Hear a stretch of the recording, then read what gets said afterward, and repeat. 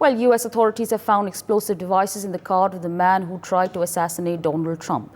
The car driven by Thomas Matthew Crooks was parked near the Trump rally in Butler, Pennsylvania.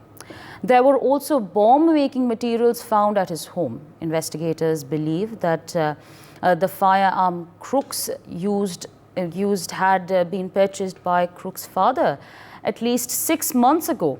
Federal agents are still working to understand when and how his son obtained the gun and to gather additional information about Crooks. Brian on the telecast with me. Brian, alarming news there coming in at this point of time. Bomb-making materials recovered. In fact, information that's pouring in at this point of time is that his father, Thomas Crooks' father, in fact, bought the gun 6 months ago, and more information is coming in. Well, definitely, Asavri, now the latest that we are letting you know that now U.S. authorities have found explosive devices in the car of the man who officials says that tried to assassinate former President Donald Trump. And also now, yes, the car driven by the suspected shooter Thomas Matthew Crooks was parked near Trump rally in Butler, Pennsylvania on Saturday. And now also, it has also confirmed by the FBI officials that the gunman's father had purchased the AR-15 semi-automatic rifle that was found near the body, which is a type of weapon which is common to many mass shootings, but said that it was not clear if the father gave the weapon to his son or whether it was taken without permission. And even it has also come that the gunman fired 8 rounds, shots from the small building of 100 feet from the street where Trump was speaking. Yes. Major General Sudhakarji, defense expert. So thank you so much for joining us this morning. Now, explosive found in the car of the assassin Thomas Crooks.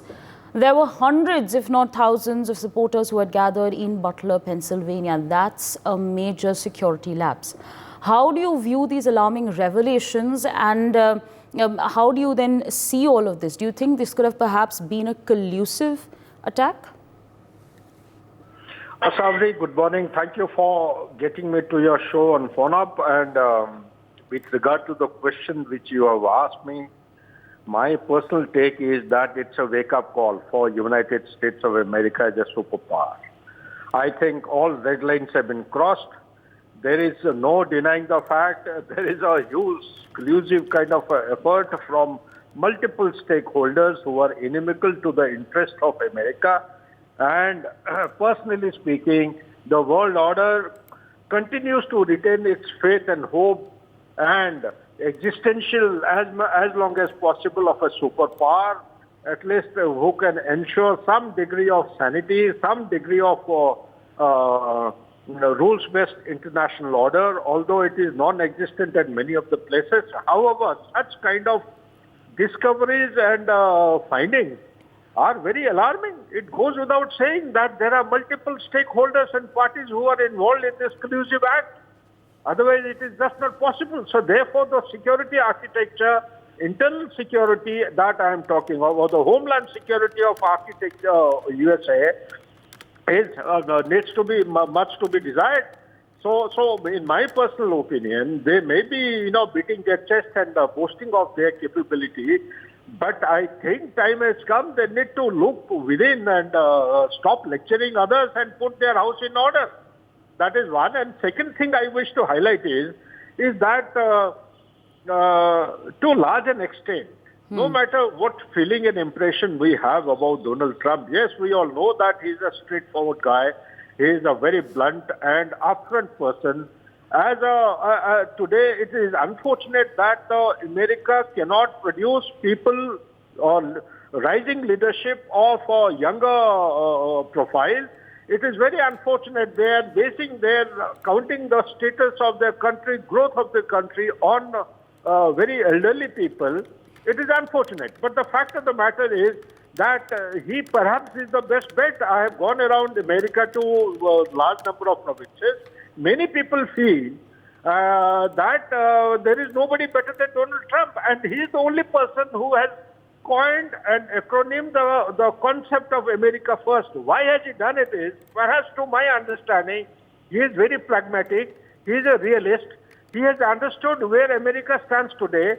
His actions and the laws he had actually propagated and enunciated during his tenure against the immigration is a very live, practical solution to the current existing threat. Right.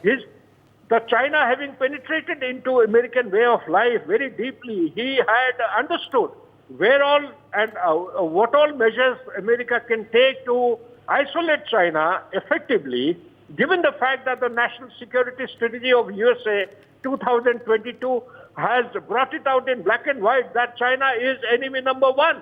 So therefore, in my opinion, a lot needs to be done to put house in order, the value system, the ecosystem of their way of life, their dependence on China, how best they can actually decouple or diversify or de-risk themselves and put their different kinds of laws effectively on ground, particularly the gun culture law, which is related to Article 5 of the Constitution. Something drastic needs to be done. Otherwise, they are playing into the hands of the deep state, and deep state is going to hold America to ransom in no time. A superpower may turn into a developing country very soon if they don't take countermeasures effectively. Back to you, Asavi. For more such videos, subscribe to the NewsX YouTube channel, hit the bell icon.